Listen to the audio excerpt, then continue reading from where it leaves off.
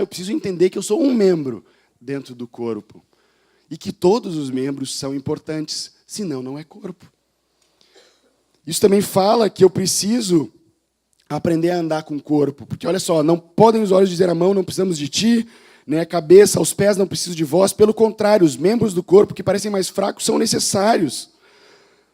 Todos são importantes. Versículo 25. Para que não haja divisão no corpo. Pelo contrário, cooperem os membros com igual cuidado em favor uns dos outros.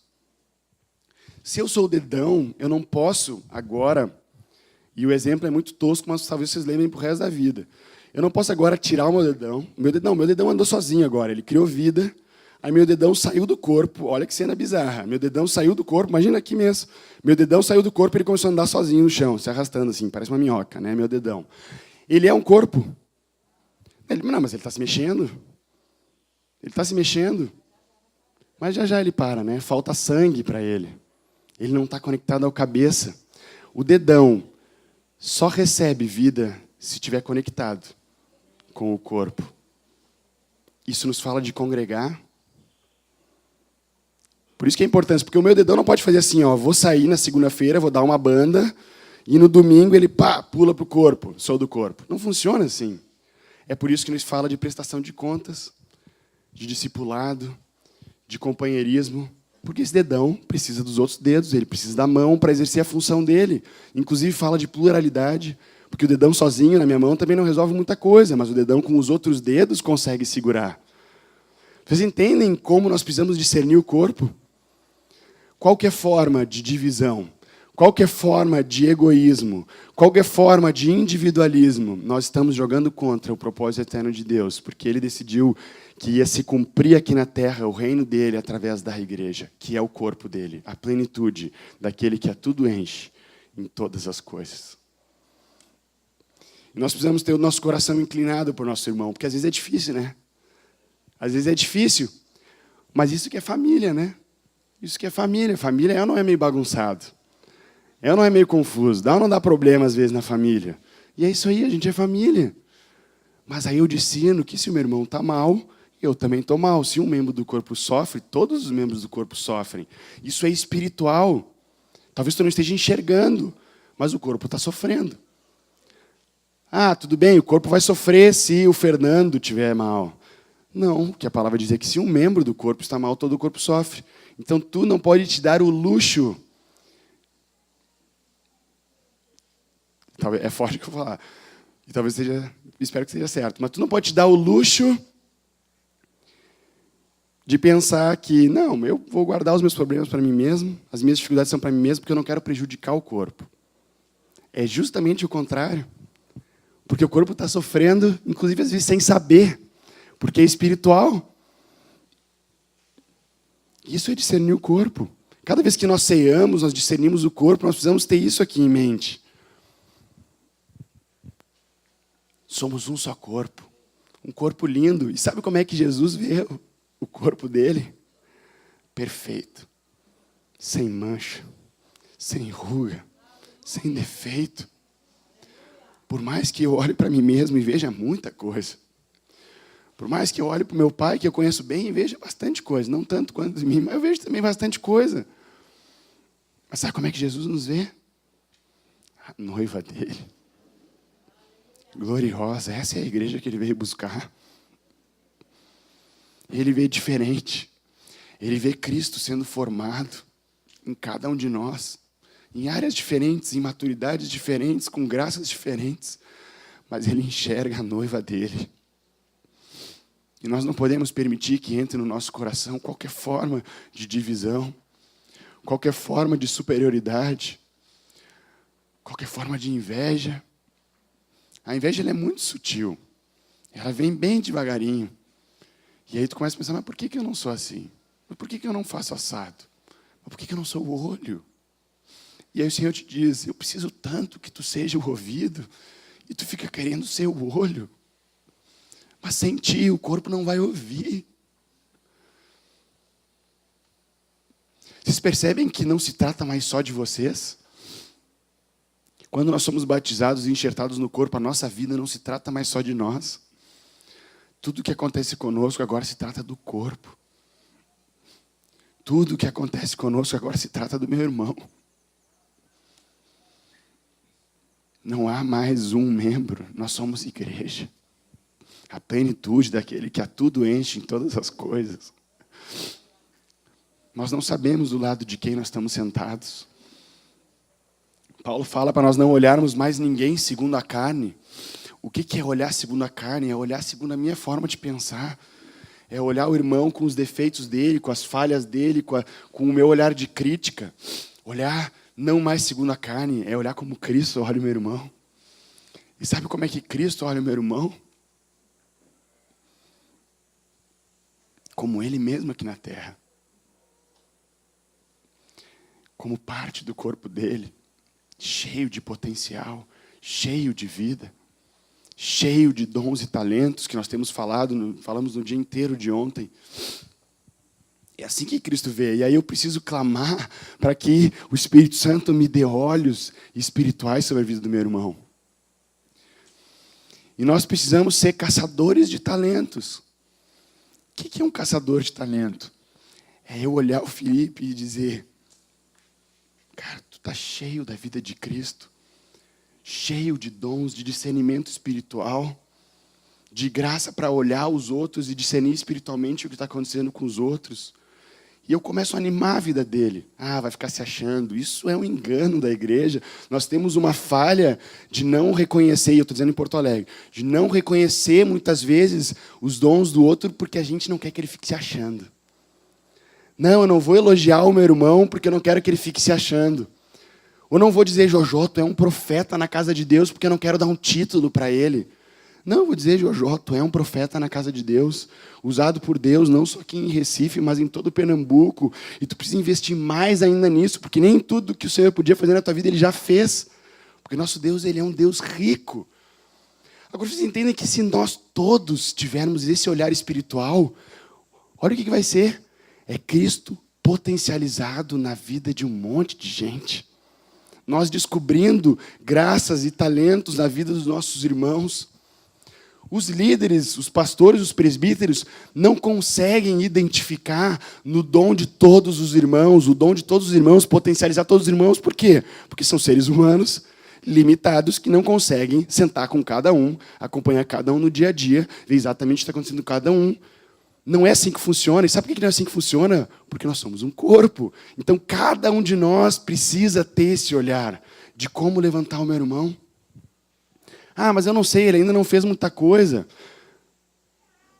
Ah, mas eu não sei ainda. Mas lembrem que aqui o potencial de Deus nas nossas vidas não se trata daquilo que nós já fizemos, mas sim daquilo que nós podemos fazer, porque Cristo vive em nós. Então eu olho o meu irmão e eu não vejo o que ele já fez, eu vejo o que ele pode fazer através de Cristo. Eu olho Cristo na vida dele, e Cristo é poderoso. E se está na vida dele, Deus pode fazer na vida dele infinitamente mais do que nós pedimos ou pensamos. Conforme o seu poder que opera em cada um de nós. Discernimento espiritual, um olhar atento, caçadores de talentos. Eu quero ser um caçador de talentos, sabe? Estar com os meus irmãos, identificar, potencializar, e que eles vão muito mais longe do que eu. Muito mais longe. Porque não se trata de mim, se trata da igreja. Eu falei no primeiro dia, Deus em Cristo aboliu todos os grandes ícones. Só se trata de Cristo e da sua igreja. Não se trata de um novo Moisés, um novo Sansão, um novo Davi. É Cristo e a sua igreja.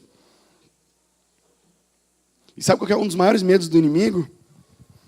É que nós sejamos usados para despertar o talento na vida do nosso irmão, para despertar a graça na vida do nosso irmão. E sabe daí o que ele tenta fazer para que isso não aconteça? Ele ataca as crianças, ataca os jovens. Antes de que eles descubram os soldados que são dentro do reino de Deus. E aí ele ataca a criança, ele ataca o jovem, ele gera divisão entre os jovens, ele gera sectarismo. É ou não é no Velho Testamento? Tentou matar Moisés, criancinha. Por quê? Com medo de ele se tornar Moisés. Tentou fazer a mesma coisa com Jesus, não tentou? Tentou matar ele de pequenininho, para que ele não cumprisse o propósito que Deus tinha na vida de cada um dele. Então o inimigo vai fazer de tudo para tentar nos ferir, e muito forte com as crianças, com os jovens, mas com todos nós, para que nós não cumpramos aquilo que Deus preparou para cada um de nós, porque o próprio inimigo sabe que há um potencial na vida de Cristo através de cada um de nós. Então ele quer nos matar, nos atrofiar antes de nós nos tornarmos soldados. Porque para ele vale muito mais a pena um soldado quietinho, que não faz nada e que está atrofiado, do que um mártir. Um mártir de guerra é uma destruição para o inimigo, porque ele encoraja mais. Então o que ele faz? Ele tenta nos encher de coisas para que nós não cumpramos o potencial que Deus tem para a vida de cada um de nós. E aí ele nos enche de entretenimento, nos enche de filme, nos enche de Netflix, nos enche de jantinha fora. Não estou falando isso coisa ruim, né? Nos enche de esporte, nos enche de tempo livre, nos enche de um monte de coisas que são lícitas. Não estou falando errado disso. Mas é porque um soldado ocupado, ele se preocupa com as coisas dessa vida e não em cumprir o papel daquele que o arregimentou. E nós podemos correr o risco de deixar que coisas extremamente lícitas, como até mesmo o cuidado dos nossos filhos, que é algo extremamente importante, que é a nossa primeira prioridade, porque são os nossos primeiros discípulos, os filhos, a nossa esposa, são os nossos primeiros discípulos. Mas a gente pode colocar eles num pedestal tão grande que a gente pode parar de discernir o corpo.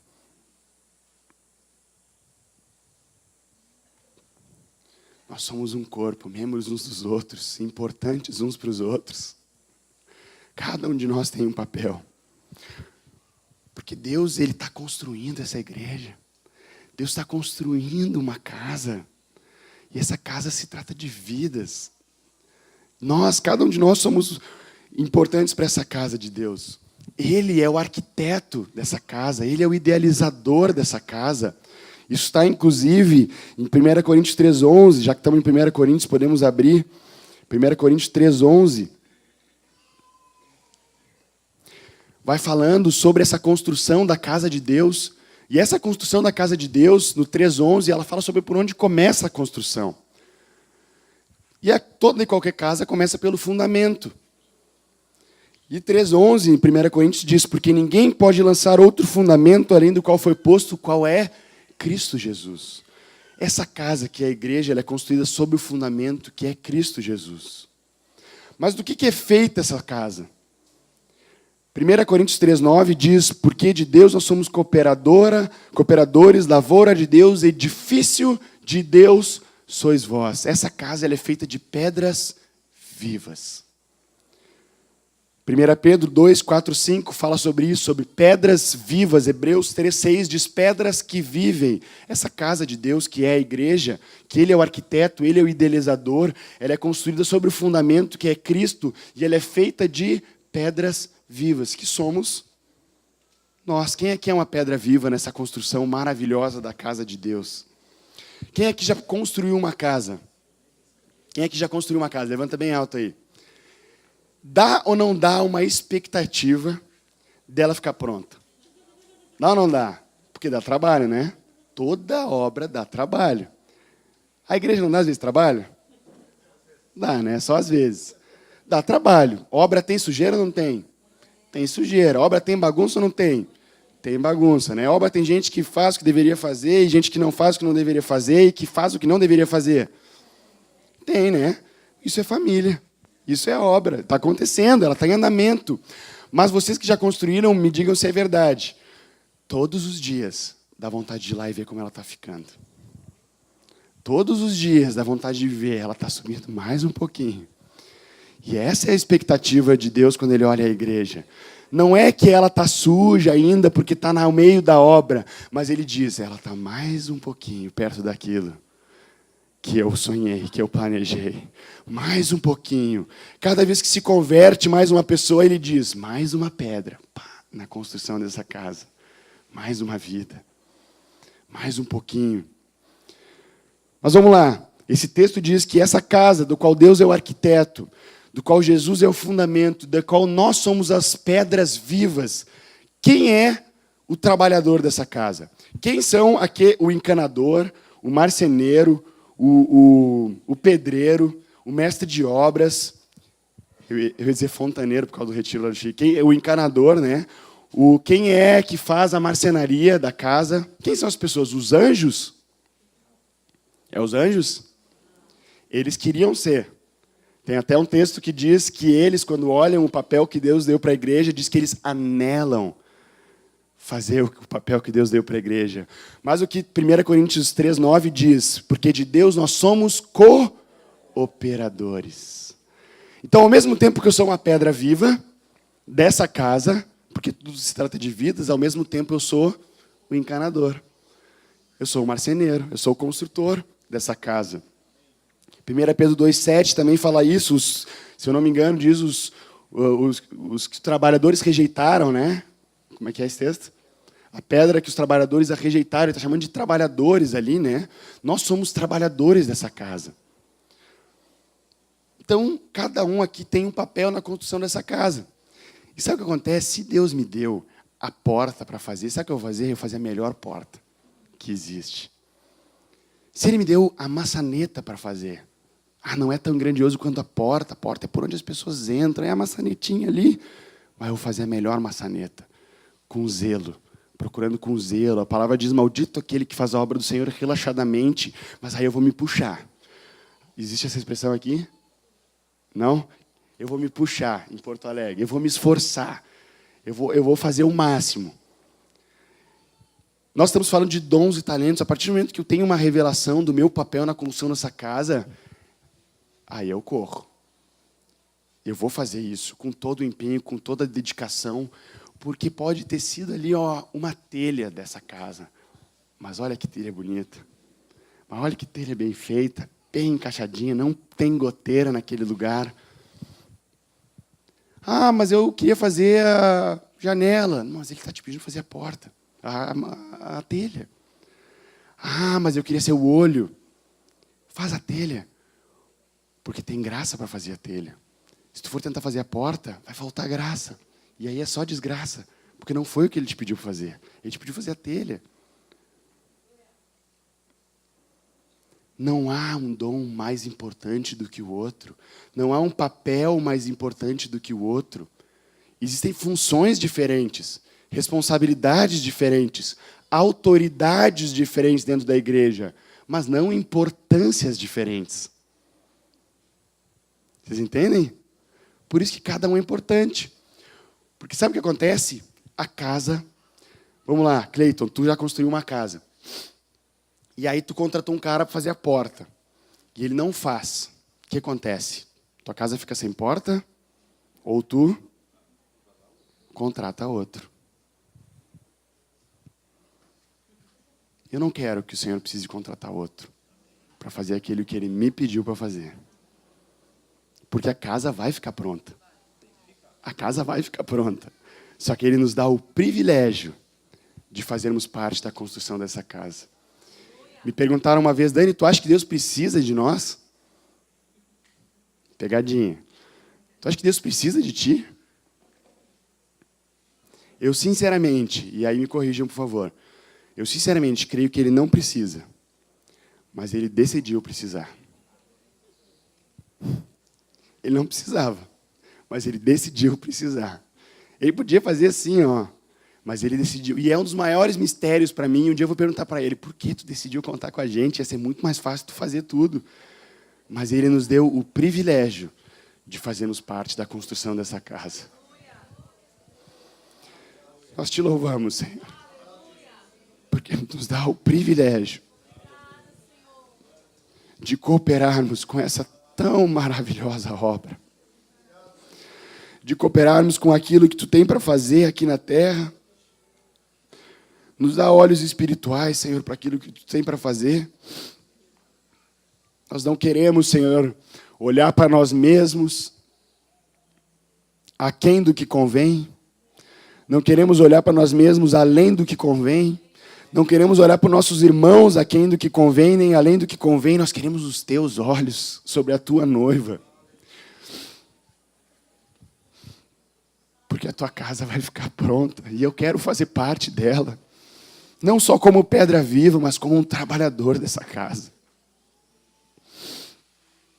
Oh, Jesus. Que horas eu comecei? Jesus. Nós estamos falando sobre os dons, né? E os dons falam tudo de construir a casa. Tudo. Nos dons falam de construir essa casa. Querem ver? Vamos abrir aqui Efésios 4. Eu amo esse texto. Obrigado, paizinho. Efésios 4. Vocês querem ver como os dons têm tudo a ver com construir essa casa? Nós falamos ontem, o pai falou de manhã, sobre os dons de Romanos 12, né? Dons do pai. Aqueles dons, porque o que acontece é que assim, ó, a casa está ficando pronta, a casa vai ficar pronta, e aí eu consigo imaginar uma reunião, eu estou viajando, tá? Mas me acompanhe na minha viagem. Eu estou imaginando uma reunião do Pai, do Filho e do Espírito Santo, pensando na casa deles. Cara, essa casa vai ser demais, essa casa vai ser grandiosa, cada pessoa vai ter um quarto nessa casa, essa casa vai ser linda, perfeita. E vamos fazer essa casa como? A igreja. Claro, a igreja vai fazer essa casa. Aí eles olharam para a igreja, não vai dar certo. Olharam assim, não vai dar certo. Aí um deles teve... Estou viajando, tá, gente? Não façam doutrina disso. Aí um deles disse para o outro, eu já sei, vamos cada um de nós dar para eles alguma forma, alguma coisa que capacite eles para fazer, porque eles, por si só, não vão conseguir fazer. Então, o Pai, o Filho e o Espírito Santo, cada um deles decide dar dons para a igreja. Porque toda boa dádiva, todo dom perfeito, diz a palavra, vem de Deus. Então, tudo o que tu sabe fazer de direito, de bom, vem dele. Porque ele olhou para nós e disse, o Daniel não presta. Mas o meu filho nele presta. E o meu espírito nele presta, né? Então, eu vou capacitar o Daniel para fazer essa obra. E aí vai lá o pai, em Romanos 12, fala isso, e ele distribui dons, que nós podemos chamar de habilidades. Eu vou separar os dons aqui para termos didáticos, tá? É para termos de compreensão, mas vocês vão ver depois está tudo junto. Romanos 12 fala sobre esses dons do pai. Nós podemos encarar esses dons do pai como habilidades. São habilidades que Deus deu para cada um de nós para construir essa casa. E aí ele fala ali...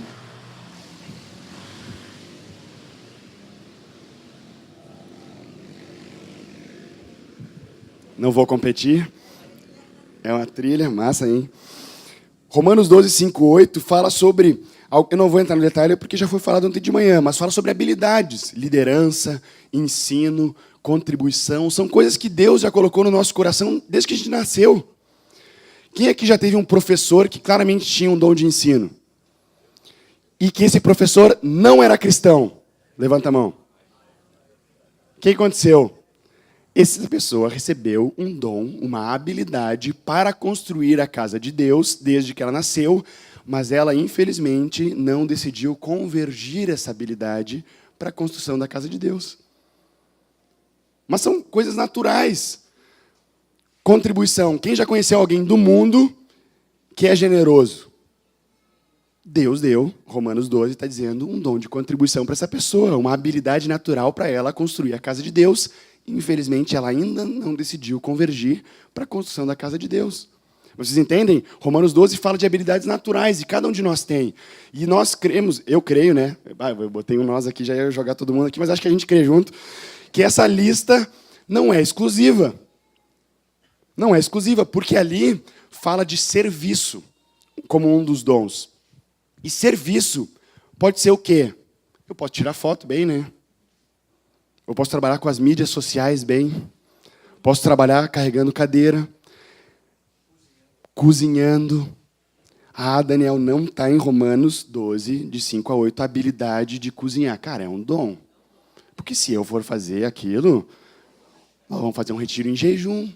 Ou um retiro com misto quente, torrada, talvez. Né? Não, eu sei fazer uma coisinha ou outra. É um dom de Deus. É uma habilidade dada por Deus. Sabe quando a gente diz em Porto Alegre, a gente fala a pessoa que tem mão. Essa pessoa tem mão para a cozinha. É um dom de Deus. Mas eu não sou olho porque eu não profetizo. Vocês estão entendendo? Cara, mas tu gerencia projetos. Nós estávamos falando ali, um irmão que diz, mas eu não tenho dom, assim, né? Qual que é a tua área, a tua formação?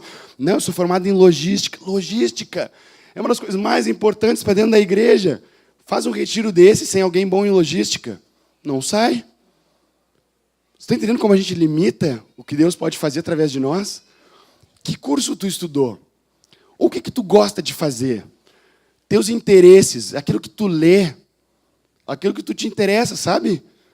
Tudo isso nós podemos pegar e convergir para o Senhor. Lembra que eu falei no primeiro dia? Ou eu falei em Candeias, não sei. Que o dom de Deus é o presente dele para nós. O que nós fazemos com o dom é o nosso, para fazer aqui, né? O nosso presente para ele. Então, se Deus te deu graça para operar o som, cadê o nosso irmão aqui? Tá por aí, né? Tá sempre trabalhando, tá lá com o iPadzinho. O que pode acontecer? Ele pode olhar, não está aqui nessa lista, ou ele pode entender, cara, isso aqui é um dom de Deus. Ele mexe nos negócios e acontece, eu não sei fazer isso. Agora imagina se ele olhasse, mas eu não sou o Jojó porque eu não sei tocar violão. O que ia acontecer com o culto aqui? Não ia ter som. O Jojó ia estar sem voz, que nem eu, porque ia estar gritando, porque não ia estar o som organizado. Vocês entendem como cada membro é importante? Isso fala de habilidades que Deus te deu para construir essa casa, habilidades naturais. Tem a ver com a tua área de profissão, né? Tem gente que é boa em consertar coisa. Ótimo. Naturais, mas sobrenaturalmente naturais. Ficou legal. O que quer dizer isso? Elas são naturais só porque nós nascemos com elas, mas elas são sobrenaturais porque elas são dadas de Deus, por Deus, né? E nós precisamos convergir elas para Deus de novo. Obrigado. Mas nós nascemos já com essa habilidade de consertar coisa, arrumar coisa. Eu creio que Deus colocou algo em mim que é de esquematizar as coisas. Não está na Bíblia, né? Isso aí, né? Mas eu enxergo um negócio meio caótico e eu consigo ver, cara, mas é que se isso aqui vier para cá, se isso aqui vier para cá, se isso aqui vier, funciona. É a minha função profissional. Tem tudo a ver, né? Agora eu posso escolher não convergir isso para o Senhor, ir para a construção da casa dele. Ou eu posso escolher estar com os meus irmãos e ver, gente, por que a gente não faz dessa forma aqui? Talvez olhe só, é verdade. Cada um tem, amém? Estão acompanhando? Ontem de noite nós falamos sobre, aí o Pai deu essas habilidades sobrenaturais. Aí vai lá o Espírito Santo e diz, mas vai faltar, estou viajando de novo, tá? Vai faltar. Então eu já sei, eu vou dar para eles dons sobrenaturais. Coisas que eles não conseguiriam fazer por eles, na habilidade deles. E aí nós falamos ontem à noite sobre isso. 1 Coríntios 12 fala sobre 9 ferramentas para a construção dessa casa. Por que a gente pode encarar como ferramentas e não mais uma habilidade? Porque a ferramenta, eu uso ela de acordo com a necessidade. Então, se tem se alguém orou em línguas aqui, que ferramenta eu procuro agora? Interpretação. Se tem um enfermo, que ferramenta eu procuro? Eu posso orar em línguas para me encher de fé, porque a oração em línguas me enche de fé, mas eu preciso naquele momento do dom de cura. Vocês entendem? Se eu estou ministrando com uma pessoa e ele começa a abrir a vida dela, o que eu preciso? Senhor, me dá a palavra de conhecimento, me dá a palavra de sabedoria, me dá discernimento de espíritos. São ferramentas para quem tem o Espírito. Então, não é que eu tenho o dom de curar. Não é que eu tenho o dom de línguas. É que eu tenho o Espírito Santo habitando em mim e ele manifesta o dom que é dele. É diferente da habilidade dada por Deus para mim. E agora eu tenho o Espírito Santo e o Espírito Santo manifesta os dons dele. É por isso que eu posso procurar exercer todos os 9 que estão ali. Claro que alguns irmãos vão ter mais sensibilidade, mais fé, mais ousadia em um ou outro. Não tem problema. E é por isso que nós somos corpo. Porque Paulo diz, inclusive, que profetizem 2 ou 3 entre vocês, senão vai virar um caos, uma bagunça. Né? Então, acontece isso. O Espírito Santo distribui como ele quer. Mas são ferramentas, e nós podemos buscar exercer esses melhores dons de acordo com a situação específica. Amém? Aí, Cristo vai lá e diz, show de bola, mas eu também quero entrar nisso aí. Eu também vou dar para eles alguma coisa específica para eles cumprirem. E aí entra Efésios 4. Efésios 4 fala dos dons que a gente chama de ministeriais, os dons de Cristo. Efésios 4:11, que eles são... Nós sabemos as habilidades que temos para construir a casa, sabemos as ferramentas que temos, mas qual é o papel de cada um na construção da casa? Aí entra Efésios 4. Porque Efésios 4 diz assim, ó, ele mesmo concedeu uns para apóstolos, outros para profetas, outros para evangelistas, outros para pastores e mestres. Ou seja, existem 5 funções básicas que edificam e constroem a igreja. A profecia, o ensino, o evangelismo, o pastoreamento, e a gente pode chamar de a liderança apostólica, que é algo focado na expansão da igreja e do reino. São 5 funções na construção da casa de Deus. Se essas 5 funções estiverem funcionando dentro da igreja, a igreja vai crescer.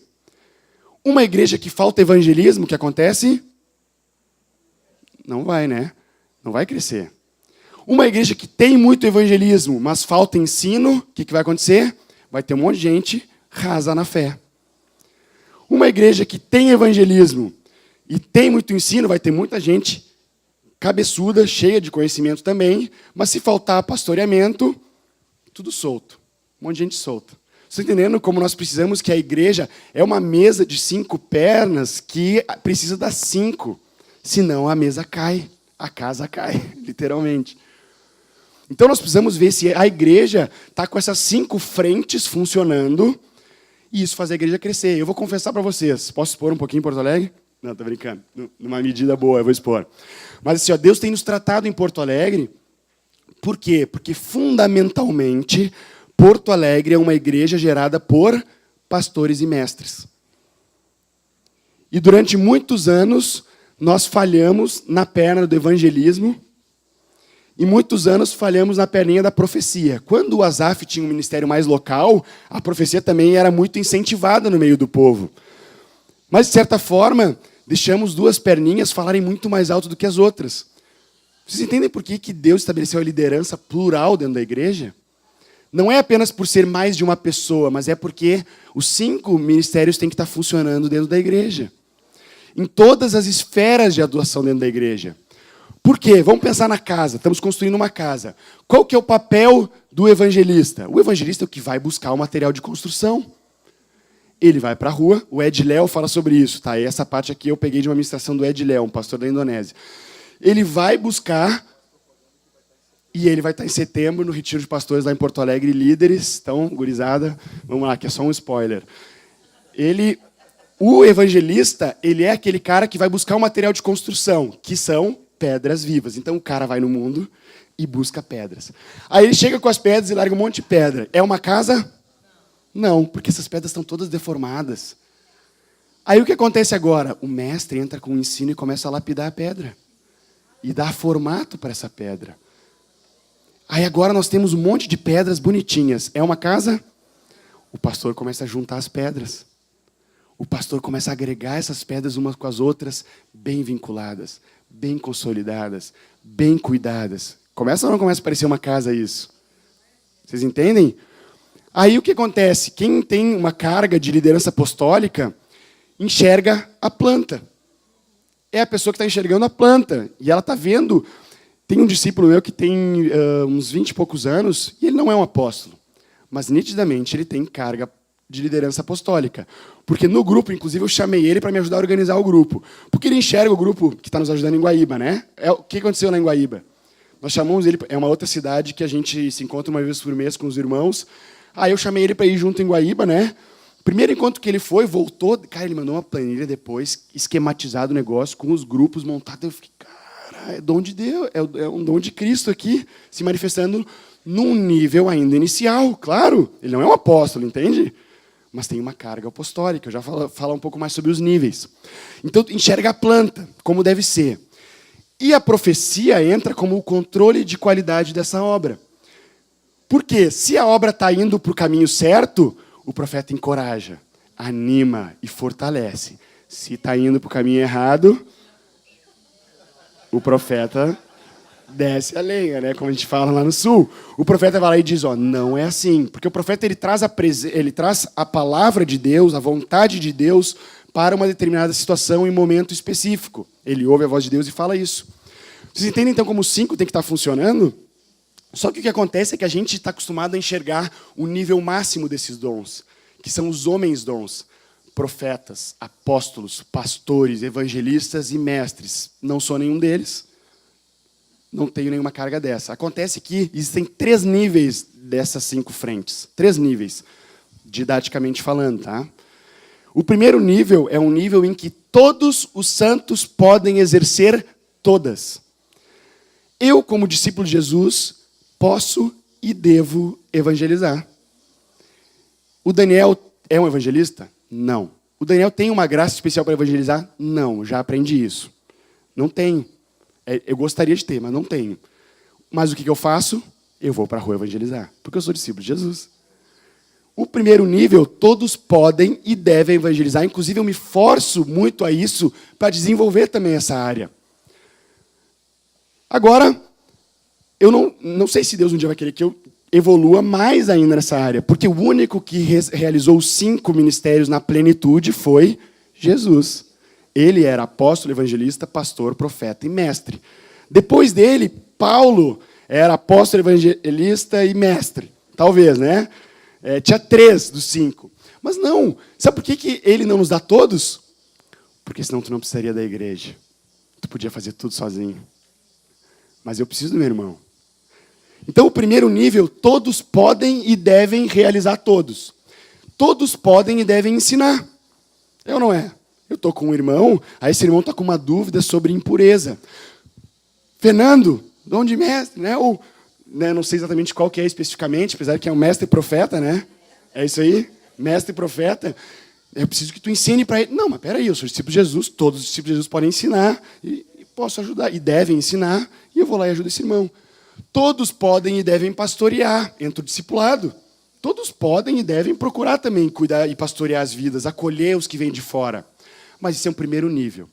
Existe um segundo nível, onde dessas cargas, e eu gosto de chamar de cargas, Deus ele destaca 1 ou 2 em cada um de nós. E aí tu vê que tu tem mais graça para fazer aquilo. Como tu identifica isso em ti?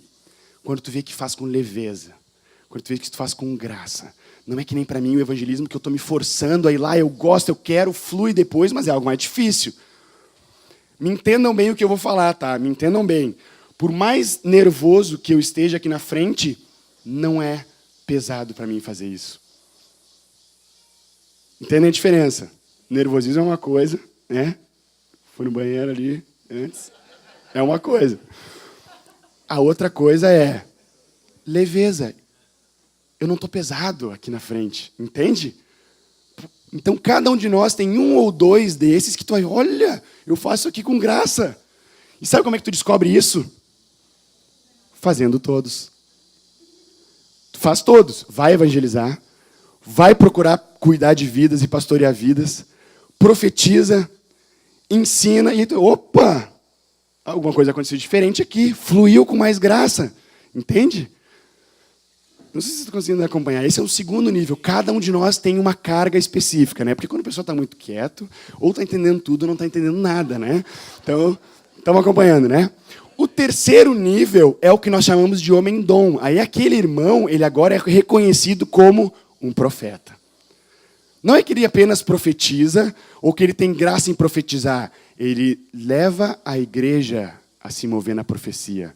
Ele ensina outros a profetizar. Alguns chamam isso de dons didáticos. O que foi o Torben, que foi lá em Porto Alegre? Ele não evangeliza apenas. Ele mobiliza a igreja no evangelismo. Ele é um evangelista. Entenderam a diferença? É um nível onde não é mais só eu apenas executar aquilo, mas essa pessoa é uma referência na igreja, naquele dom. Entende? Então eu citei o exemplo do Luan como uma carga de liderança apostólica, porque ele tem uma visão de enxergar como poderia funcionar as coisas, né, para a expansão, para funcionar melhor. O pai, eu reconheço que é um apóstolo, entende? Porque ele é uma referência nisso e ele tem trabalhado para mobilizar a igreja numa expansão apostólica. É diferente, entende? E aí, esse terceiro nível, realmente, Deus escolheu alguns para apóstolos, profetas, evangelistas, pastores e mestres. mas todos nós podemos fazer todos no primeiro nível e temos graça para exercer no segundo nível. Amém? O que a igreja precisa fazer para crescer de forma saudável? Nós falamos isso até hoje. Se todos os santos estiverem desempenhando o seu serviço e essas 5 perninhas, que é o que Cristo veio fazer aqui na igreja, sem ser o ministério da reconciliação, que é o ministério exclusivo de Cristo, esses 5 têm que estar funcionando em todas as esferas dentro da igreja. Amém? Acontece que existe uma correlação direta das habilidades naturais que eu tenho, de Romanos 12, com a carga ministerial de Efésios 4. Vamos lá. Aquele que preside, está lá em Romanos 12, preside com liderança, com zelo, né? Uma pessoa que naturalmente tem uma habilidade de liderança tem uma propensão maior a ter uma carga de liderança apostólica, de poder liderar junto e trabalhar com a expansão da obra. Romanos 12, aquele que ensina, esmere-se no fazê-lo. Aquele que tem graça no ensino e habilidade de ensino tem uma propensão maior a atuar como mestre. Não estou dizendo que isso aqui é uma caixinha, tá? Porque Deus não está numa caixinha, a gente vai ver daqui a pouco. Então não é uma exclusividade isso. Mas existem 7 dons de Romanos 12 e 5 de Efésios 4. Por quê? Porque tem 2 de Romanos 12, que é o serviço e a contribuição, que não tem uma relação direta com os outros 5 ministérios. Por quê? Porque tem um monte de coisa que precisa ser feita para suportar esses outros 5 ministérios. Aí entra todos os outros ministérios dentro da igreja, que não esses 5. Onde é que entra o teatro? Onde é que entra a dança? Onde é que entra a arte? Onde é que entra a música? Não estou falando do louvor profético, estou falando da música, do instrumento. É um serviço que eu posso colocar ele para suporte e apoio dos 5 ministérios. Porque vocês concordam comigo que a música por si só não edifica a igreja? Concordam? Mas a música, dentro do mover profético, faz a igreja crescer.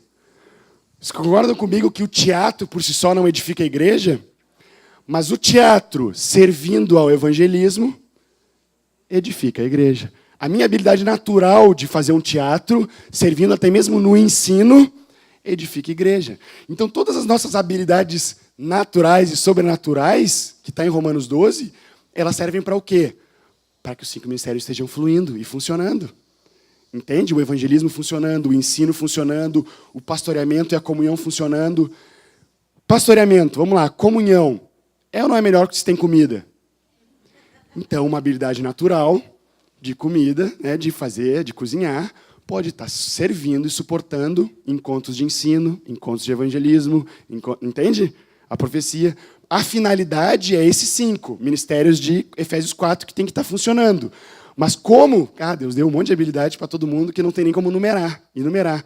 O LinkedIn, quem trabalha com empresa sabe o que é isso, é uma rede social para pessoas que trabalham com empresas, né, normalmente.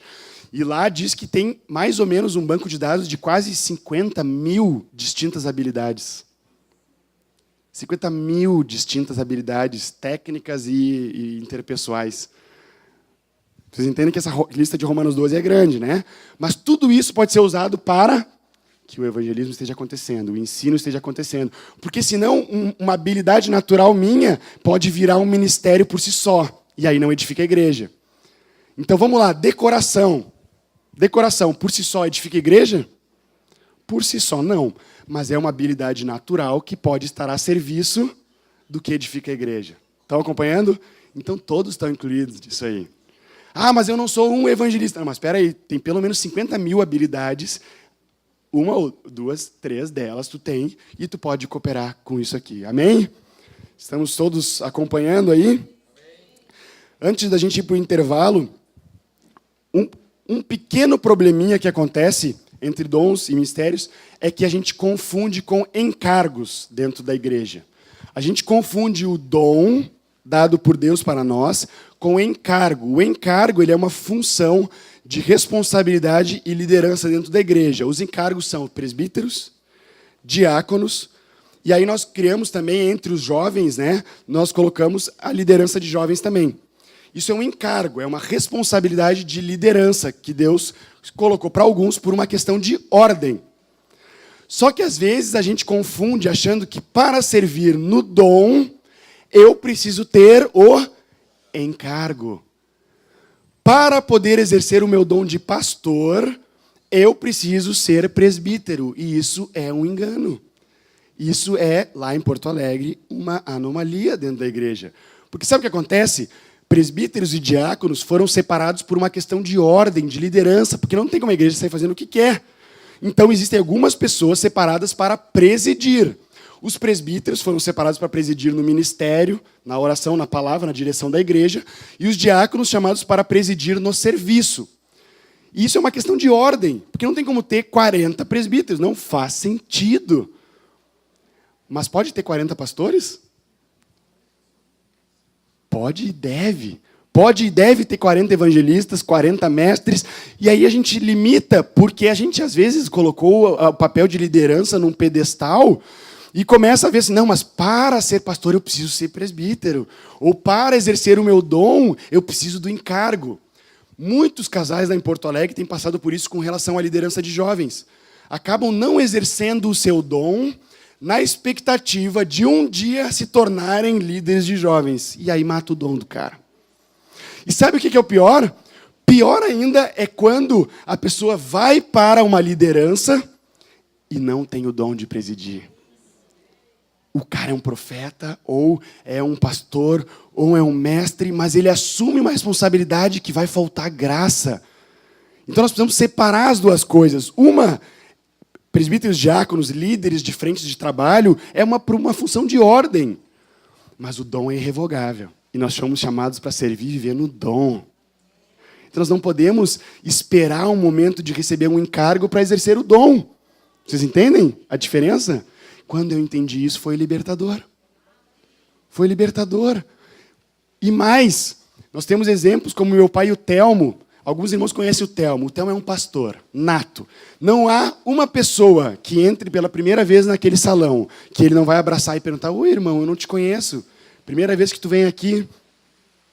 Ele vai lá e ele abraça esse irmão. Nós vamos fazer um intervalo daqui a pouco. Aí, quer fazer agora?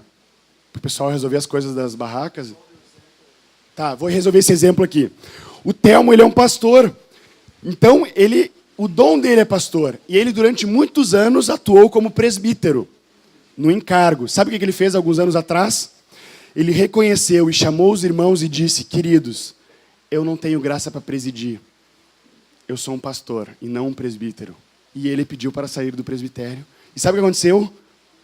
O ministério dele decolou, porque ele exerceu com liberdade o dom que Deus deu para ele. Vamos resolver as barracas aí, as coisas. Voltamos em quanto tempo? 15 minutos, 15 minutos. A segunda parte é mais curta, tá?